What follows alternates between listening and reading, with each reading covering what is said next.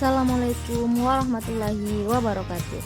Shalom, Om Swastiastu, Namo Buddhaya, dan salam kebajikan. Perkenalkan, saya Fani Anggriani dengan NIM 21060350111 dari Prodi Pendidikan Sosiologi kelas A, Fakultas Ilmu Sosial dan Hukum, Universitas Negeri Makassar. Pada video ini, saya akan menjelaskan mengenai analisis teori bunuh diri oleh Emil Durkheim serta fenomena yang ada pada masyarakat saat ini.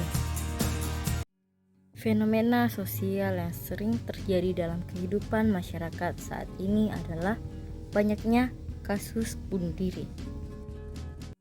Fenomena tersebut sebelumnya telah dijelaskan oleh salah seorang sosiolog kelahiran Prancis, Emil Durkheim. Emil Durkheim lahir pada 15 April 1858 dan wafat pada 15 November 1917 pada usia 59 tahun. Salah satu karyanya yang terkenal adalah buku mengenai bunuh diri. Buku itu pertama kali ditulis dalam bahasa Prancis dengan judul Le Suicide et la Sociologie di Paris pada tahun 1897. Kemudian diterbitkan lagi dengan menggunakan bahasa Inggris pada tahun 1952. Kembali lagi pada fenomena bunuh diri yang sering terjadi pada masyarakat saat ini. Berbagai penyebab dari gangguan mental, faktor ekonomi, depresi, penggunaan narkotika, masalah dalam kehidupan sosial, pengabaian orang sekitar, dan lain sebagainya yang menyebabkan individu mengambil keputusan untuk mengakhiri hidupnya. Masyarakat atau bahkan individu itu sendiri kadang tidak menyadari seberapa pentingnya hubungan antara satu sama lain yang bisa menyebabkan hubungan sosial semakin tinggi. Sebagaimana ditekankan dalam buku yang ditulis oleh Emil Durkheim, bahwa hubungan antara individu dengan masyarakat menjadi suatu penekanan mengenai penyebab dan faktor sehingga seseorang melakukan tindakan bunuh diri. Dalam buku yang ditulis oleh Emil Durkheim yang berjudul Suicide ini, terdapat pembagian klasifikasi tindakan bunuh diri. Emil Durkheim membaginya ke dalam 4 jenis bunuh diri. Yang pertama adalah bunuh diri egoistik, yang kedua adalah bunuh diri altruistik, yang ketiga adalah bunuh diri anomik, dan yang keempat adalah bunuh diri fatalistik. Dari 4 tipologi yang disebutkan oleh Emil Durkheim, yang paling sering terjadi dalam masyarakat saat ini adalah bunuh diri egoistik. Bunuh diri egoistik. Bunuh diri egoistik adalah bunuh diri yang disebabkan karena kurang terintegrasinya individu dalam kehidupan luar masyarakat.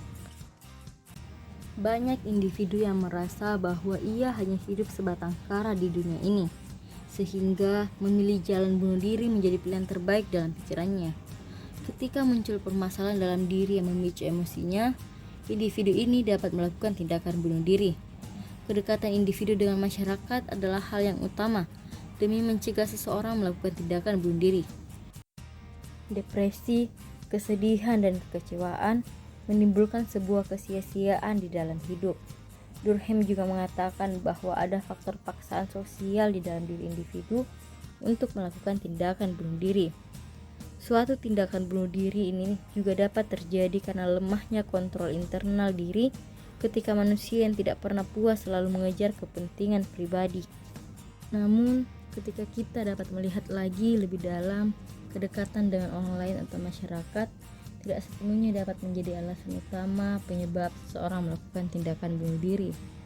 Karena bisa saja orang yang dekat dengan orang lain atau keluarganya sendiri melakukan tindakan bunuh diri atas dasar keinginannya sendiri. Bisa saja seorang anak dari keluarga yang harmonis melakukan tindakan bunuh diri atas dasar pilihan hidupnya. Seperti kasus yang terjadi pada seorang mahasiswa yang menggantung dirinya kemudian meninggalkan surat untuk kedua orang tuanya. Surat itu ditulis langsung olehnya sebelum melakukan tindakan bunuh diri pada Sabtu 11 September 2021 malam. Pilihan itu ia ambil atas dasar keinginannya sendiri dan bukan paksaan dari orang lain. Selain itu, banyaknya kasus-kasus atau fenomena yang terjadi pada negara Indonesia yang kian hari dan kian tahun semakin marak. Berbagai faktor menjadi pemicunya, salah satunya seperti ekonomi, budaya dan sosial, serta keagamaan dan keyakinan masyarakat itu sendiri. Akan tetapi jika kita lihat dari bentuk kasus bunuh diri ini, dapat kita golongkan dalam bentuk anomik serta fatalistik menurut Emil Durkheim.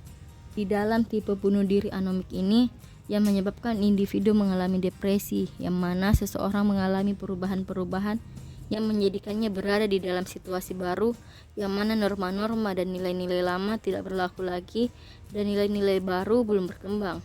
Bunuh diri anomik ini dapat dikatakan bunuh diri akibat faktor ekonomi yang menimpa individu, yang menyebabkan dirinya bingung akan mengarah kemana masa depannya nanti, sehingga dirinya mengalami tingkat depresi yang tinggi sebab dia tidak dapat mencukupi kehidupan sehari-hari.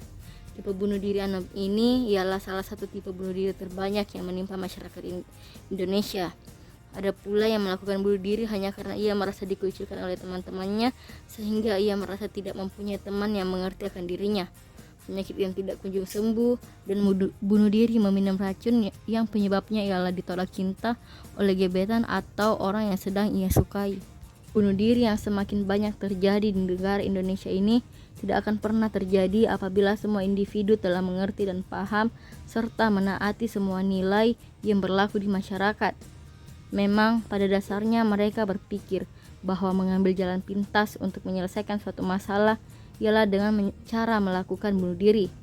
Itu sangat tidak dibenarkan dan bahkan sangat disesali oleh kita yang masih memiliki jalan pikiran yang normal dan memiliki keyakinan keagamaan yang kuat, bahwa bunuh diri tidak seharusnya dilakukan oleh seseorang yang sudah mengalami tingkat kekecewaan pada suatu masalah pribadi yang sudah sangat tinggi dan bisa kehilangan pola pikir yang normal, menganggap semuanya sia-sia dan tidak lagi bisa dirinya lakukan untuk bermanfaat untuk orang lain.